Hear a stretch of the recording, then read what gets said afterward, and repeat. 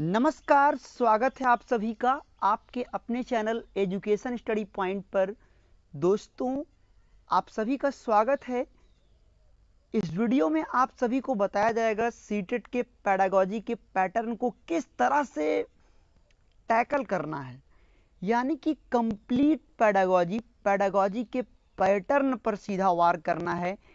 और आप सभी के बिल्कुल ये ट्यूशन वाली क्लास है, बिल्कुल फ्री ऑफ कॉस्ट ये क्लास आप सभी को दी जा रही है। बिल्कुल ट्यूशन की तरह आपको इसमें पढ़ाया जाएगा।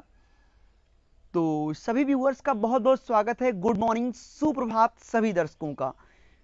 तो पहला क्वेश्चन आपकी स्क्रीन पर फ्लैश कर रहा है, फटाफट कमेंट करेंगे आप सभी लोग। पहले क्वेश्चन के लिए जल्दी जल्दी कमेंट करें सभी लोग। पहला क्वेश्चन आपकी स्क्रीन पर फ्लैश कर रहा है, गणित सीखने के संबंध में कौन सा कथन सत्य है। सारे बच्चे कमेंट करेंगे इसको लेकर। गणित सीखने के संबंध में कौन सा कथन सत्य है। बहुत ही जबरदस्त प्रश्न है दोस्तों। पहली बात तो आपको मैं बताना चाहूंगा कि ये सीटेट के एकदम फेवरेट का नहीं, आप वेरी इंपॉर्टेंट में इसको रख सकते हैं। वेरी इंपॉर्टेंट क्वेश्चन की श्रृंखला में इसको आप रख सकते हैं। कौन सा कथन सत्य है, पहली बात तो पॉजिटिव उत्तर करना है, आपको ये भी ध्यान में रखना है।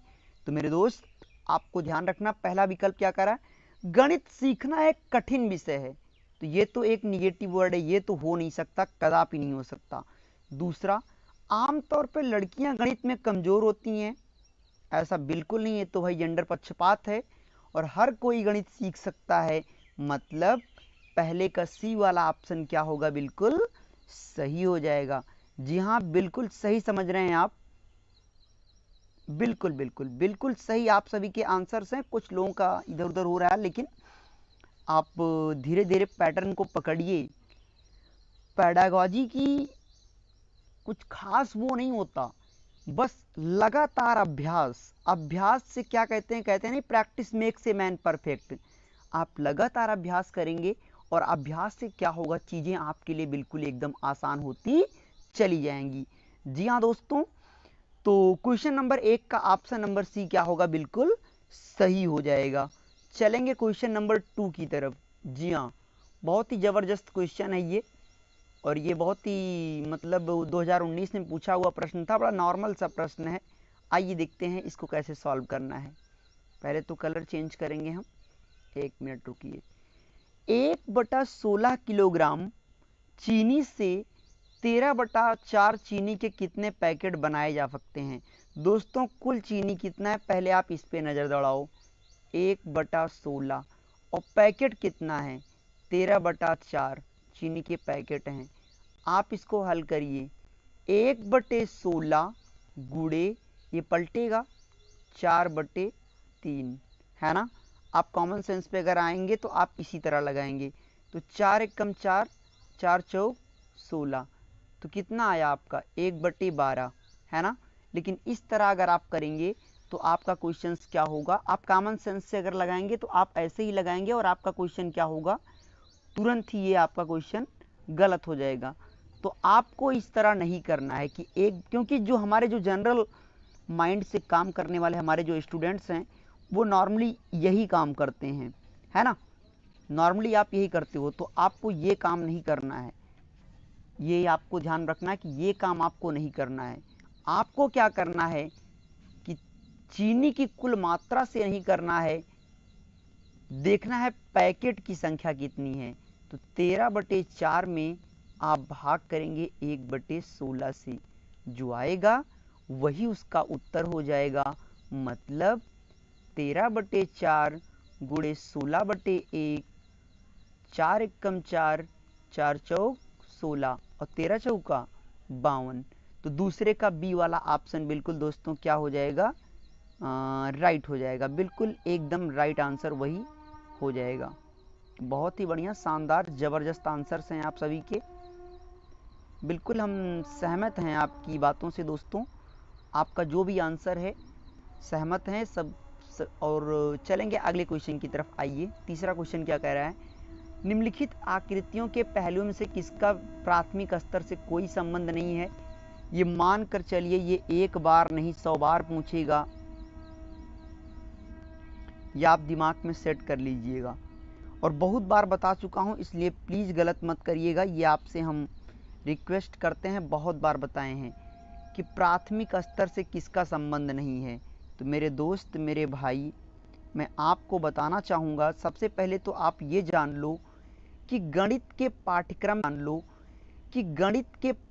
में क्या होता है, पैटर्न समझना। एक मिनट, सॉरी, हाँ, गणित के पाठ्यक्रम में पैटर्न को समझना जरूरी होता है, सममिति भी जरूरी होता है, चौपड़ उसी टाइलिंग को ही कहते हैं, लेकिन कोण, अनुपात और समानुपात, ये 3 चीजें ऐसी हैं जो आपके गणित के पाठ्यक्रम से इनका कोई लेना देना नहीं है।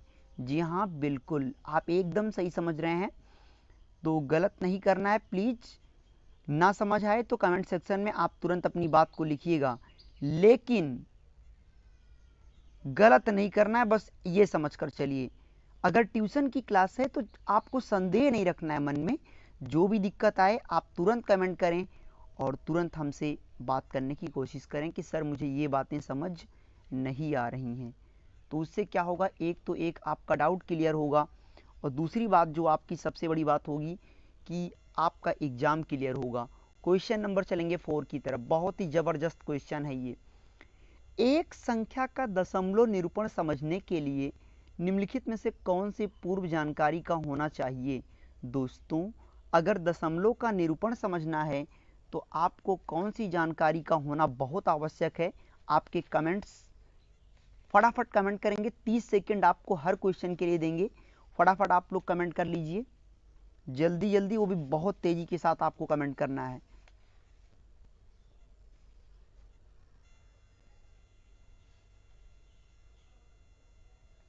बहुत बढ़िया, शानदार, क्या बात है, बहुत बढ़िया, ठीक है, बहुत बढ़िया, शानदार, आप सभी के आंसर्स आ रहे हैं और हमें नाज है आप सभी लोगों पर कि आप लोग जो भी बता रहे हो, कुछ लोग, कुछ का गलत है और कुछ का सही है, पर देखिए धीरे धीरे क्या होता है ना कि कोई जन्मजात से नहीं किसी को हर चीजें आता है, कोई जन्मजात लेकर जानकारी नहीं पैदा हुआ है।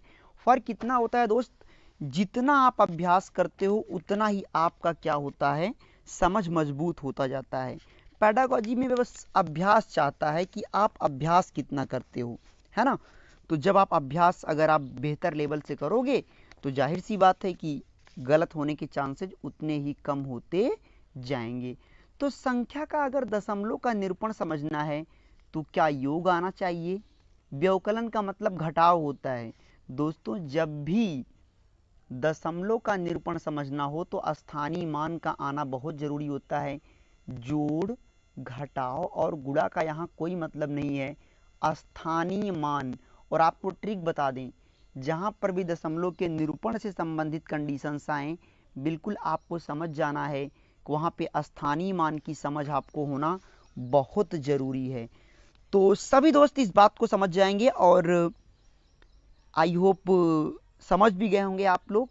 तो श्वेता कुमारी, दिव्या और रक्षित झा, बलराम सिंह यादव, श्रद्धा सुमन, सबका जवाब लगभग गलत ही है। अच्छा नहीं, अभी आपने 4 का आंसर ही नहीं किया है, तो 4 का आंसर दोस्तों हो जाएगा सी। चलेंगे नेक्स्ट क्वेश्चन की तरफ।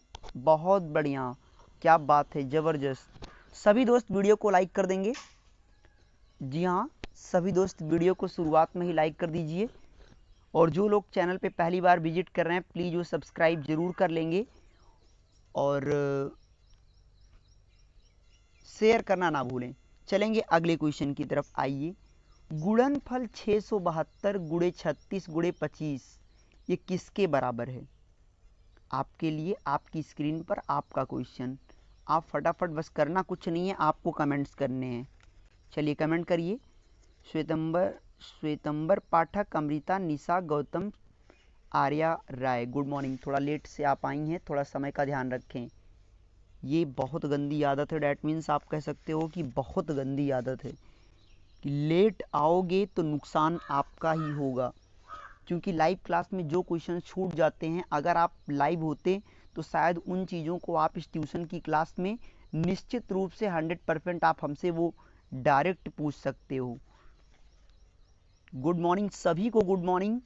ईश्वर से यही कामना करूंगा आप सभी का सिलेक्शन एक ही बार में हो जाए, क्योंकि आने वाले दिनों में होना क्या है कि नौकरी बहुत ही मुश्किलों से मिलने वाली दोस्तों।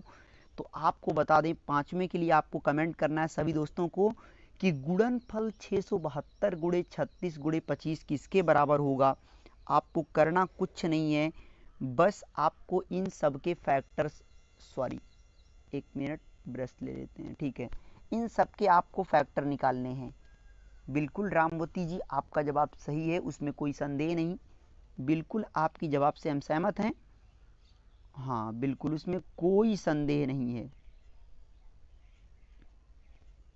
चलिए, तो दोस्तों इसमें 5वें का आप जब हल करेंगे, इन सब का फैक्टर निकालेंगे, तो आपका आएगा 1 सप्ताह में सेकेंडों की संख्या के बराबर होगा। Option number B is the right answer.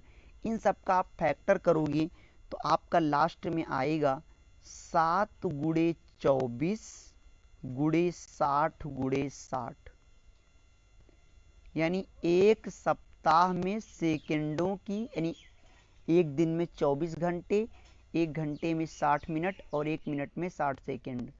तो ये इस तरह से इसके बराबर ये होगा। जी हाँ बिल्कुल दिव्या कैफ खान, देर से आते हो ब्रदर, देर से कदापि ना आया करें। Thank you Arya, thank you so much. ये आप सभी का स्नेह और प्यार है और कुछ नहीं कहेंगे, आप सबका प्रेम ही है कि बिल्कुल निस्वार्थ भाव से मैं वर्क कर रहा हूँ।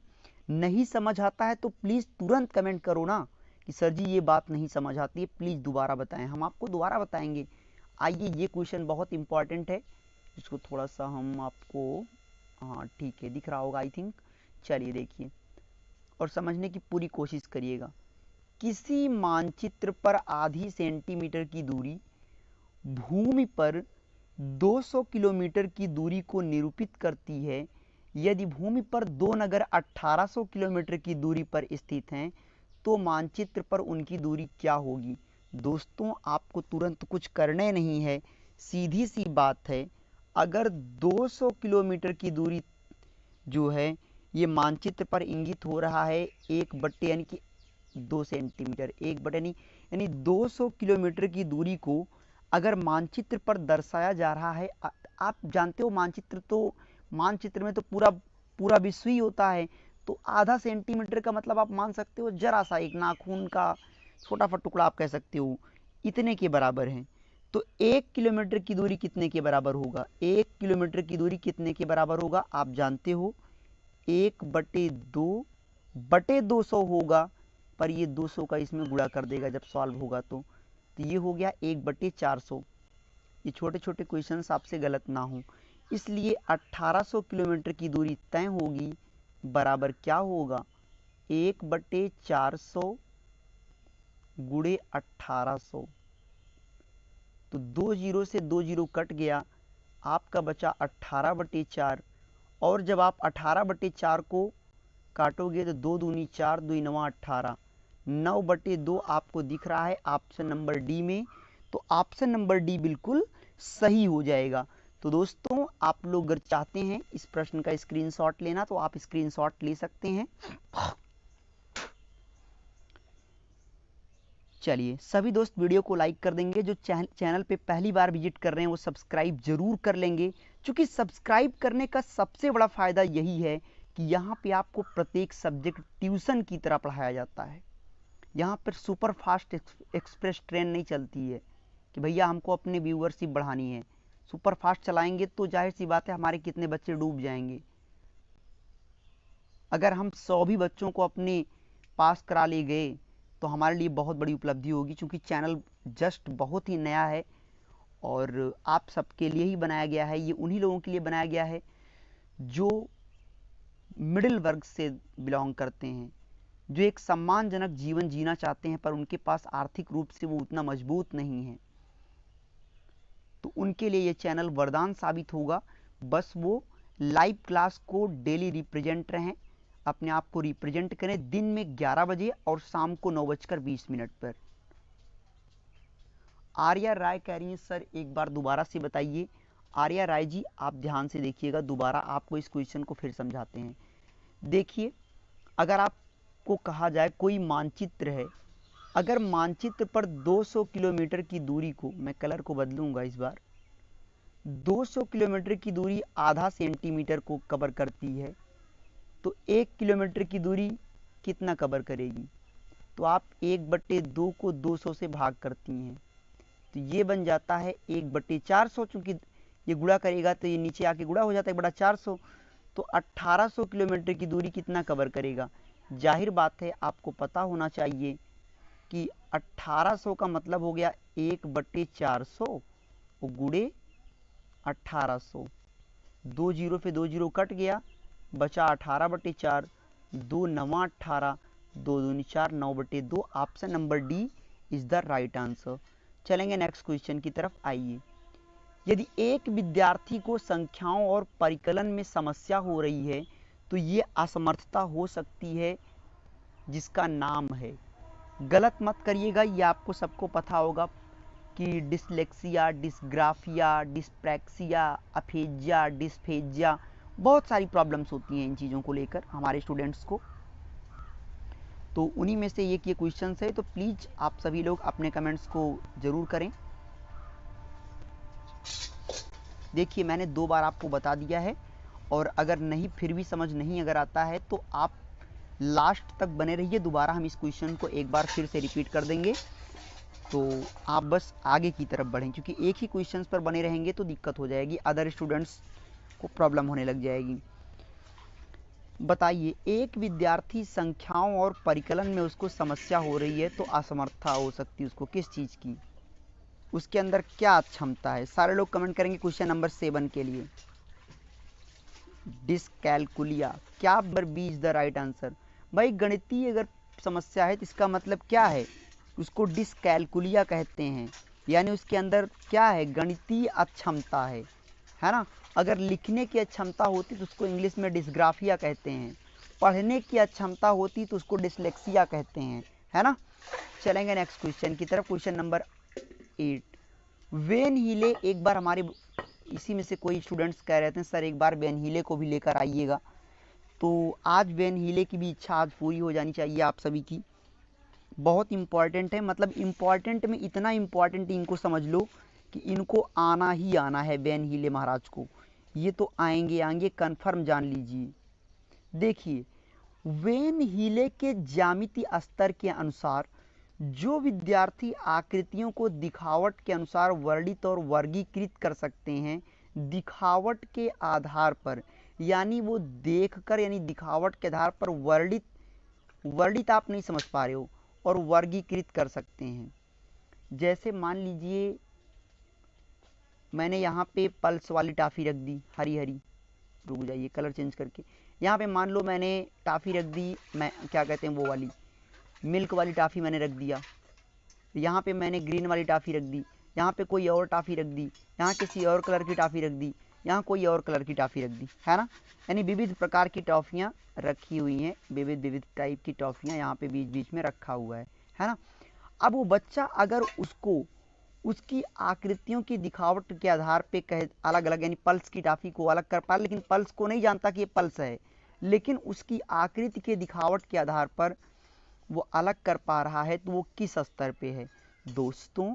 तो वो उसका भी क्या होता है, वो जीरो मानसिक चित्रण पे है।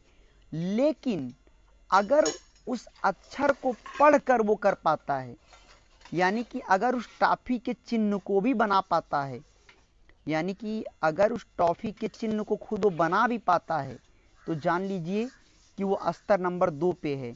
लेकिन अगर उस टॉफी के चिन्ह को देखकर बना भी सकता है और उसके बारे में कुछ बता भी सकता है, तो वो मतलब कि औपचारिक निगमन पे है, और इस तरह से आप कर सकते हो आसानी से।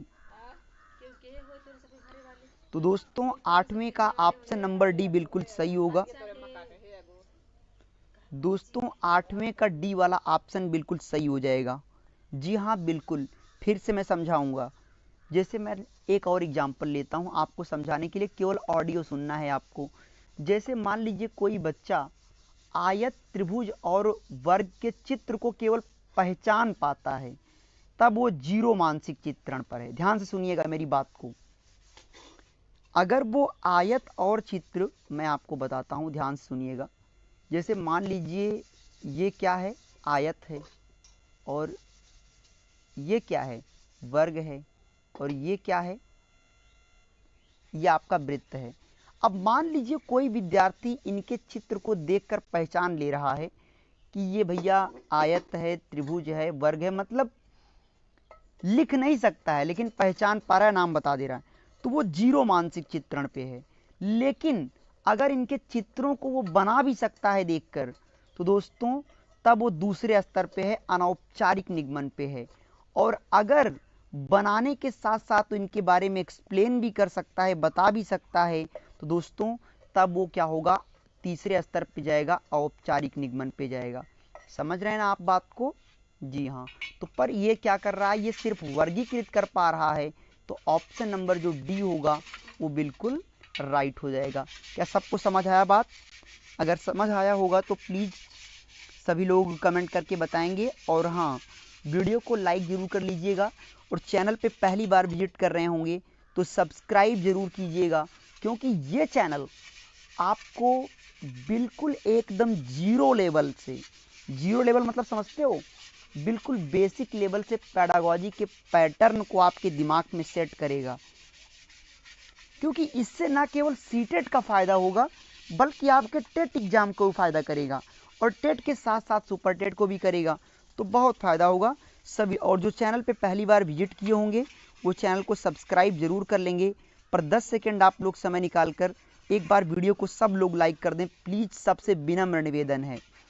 10 सेकंड का समय निकालकर सभी लोग वीडियो को एक बार लाइक कर दें, और जो पहली बार विजिट किए हों वो सब्सक्राइब कर लें। 10 सेकंड का समय निकालकर प्लीज़ सब लोग क्या कर दें, एक बार लाइक कर दें। चलेंगे नेक्स्ट क्वेश्चन की तरफ। आइए, निम्नलिखित में से कौन सा संख्या की समझ का महत्वपूर्ण पहलू नहीं है? दोस्तों क्वेश्चन नंबर 9 ये बहुत इंपॉर्टेंट है, इसको वेरी इंपॉर्टेंट में रखिएगा। मैं सारे क्वेश्चंस जैसे बेन हिले वो भी बहुत इंपॉर्टेंट था, लेकिन ये भी एक प्रकार से बहुत इंपॉर्टेंट है, आप ये मान कर चलिए। तो कौन सा संख्या की समझ का महत्वपूर्ण पहलू नहीं है? पहला है पंक्तिबद्धता। तो दोस्तों पंक्तिबद्धता होनी चाहिए, गणना करना आना चाहिए, अंक लिखना आना चाहिए, लेकिन क्या वो सेब संतरा अनार है जो उसका आप संरक्षण करोगे? तो कहने का मतलब निगेटिव उत्तर पूछ रहा है, तो ये तीनों गलत हो जाएंगे, और ऑप्शन नंबर डी क्या हो जाएगा, सही हो जाएगा। जो अंजू कुमारी जी जो पहला स्तर होता है उस स्तर में केवल वो चित्र को बना सकता है लेकिन एक्सप्लेन नहीं कर सकता, और जो जीरो मानसिक चित्रण होता है उसमें केवल चित्रों को पहचान सकता है।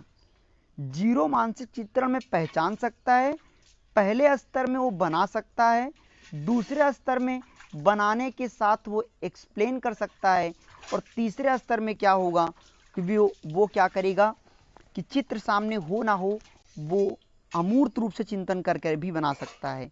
चलेंगे अगले क्वेश्चन की तरफ। क्वेश्चन नंबर 10 क्या कह रहा है,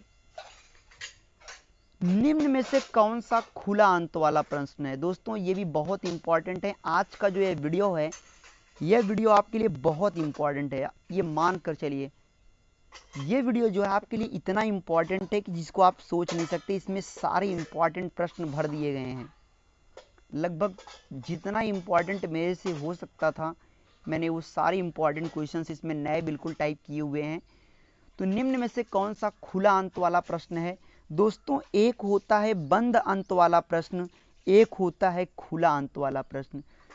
तो बंद अंत वाला प्रश्न वो होता है जिसके केवल एक उत्तर हो।